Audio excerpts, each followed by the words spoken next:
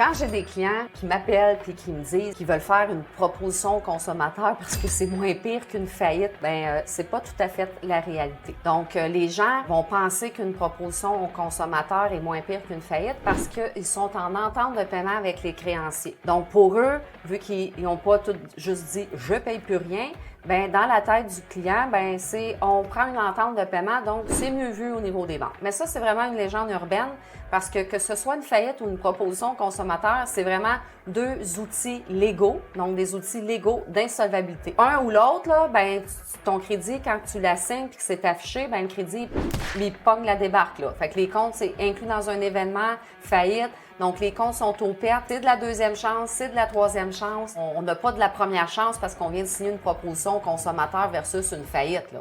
Donc, quand tu signes une ou l'autre, on tombe dans de la deuxième, donc dans du crédit spécialisé ou du crédit alternatif, tout dépendant de l'événement, comment il a été construit. C'est pas moins pire, c'est pas mieux, c'est selon chaque situation, donc tout est une question de situation personnelle. Donc, c'est vraiment important de faire une évaluation parce que si ton syndic et toi, vous dites c'est moins pire, on fait la proposition, on reste en entente de paiement, puis que là, tu t'engages sur des trop gros paiements dans ta proposition consommateur, puis qu'à un moment donné, tu n'es plus capable de respecter ton entente légale, le syndic va t'offrir de transformer ta proposition en faillite. Donc là, tu vas tomber en double événement sur ton dossier de crédit.